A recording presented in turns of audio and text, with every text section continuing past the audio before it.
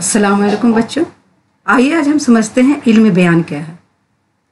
इस शेर को पढ़िए और गौर कीजिए।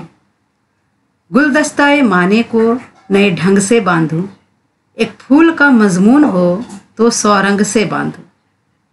किसी बात को दिलकश और पुरअसर अंदाज से कहने के बहुत से तरीक़े हो सकते हैं। किसी बात को अगर एक फूल का मजमून हो तो 100 रंग से बांधूं, यानी कि फूल की तारीफ हम 100 तरीक़े से कर सकते हैं। इल्म बयान इसी को कहते हैं। तो इल्म बयान वही आदमी कर सकता है जिसके पास बहुत सारे अल्फाज हों या जो बहुत अदीब का माहिर हो।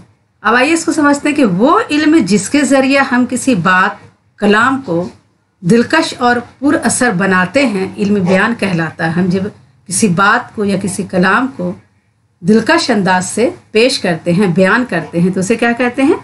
इल्म बयान कहते हैं। ज़बानो बयान पर कुदरत हो तो कहने वाला एक ही ख्याल को नत नए अंदाज से अदा कर सकता है। अगर कहने वाला ज़बान बयान पर कुदरत रखता हो, वो अदीब माहिर हो, उसके पास अल्फाज बहुत सारे हों, तो वो एक ही ख्याल को कई तरीक़े से पेश कर सकता है।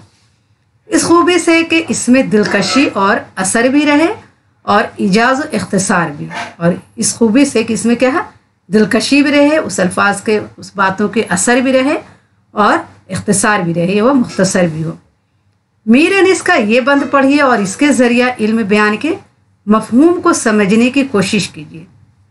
तारीफ़ में चश्मे को समंदर से मिला दूँ, कतरे को जो दूँ आब तो गौहर से मिला दूँ, ज़र्रे की चमक महर मुनव्वर से मिला दूँ, खारों को नज़ाकत में गुले तर से मिला दूँ, गुलदस्ताए मानों को नए ढंग से बांधूँ, एक फूल का मजमून हो तो 100 रंग से बांधूँ। एक रंग का मजमून 100 रंग से बांधना, यही इल्म बयान है। एक रंग के मजमून से 100 रंग से बांधना, ये 100 तरह से पेश करना, एक ही चीज़ की तारीफ को कई अंदाज से पेश करना, यही क्या है? इल्म बयान है। किसी ख्याल को पेश करने के मुख्तलिफ तरीक़े हो सकते हैं, जैसे तशबिया, इस्तिआरा, किनाया, मिजाज मरसल और मिजाज मरसल वगैरह। ये इज्जा नसर और शेर दोनों में बरते जाते हैं। ये इज्जा क्या है? नसर और शेर दोनों में बरते जाते हैं।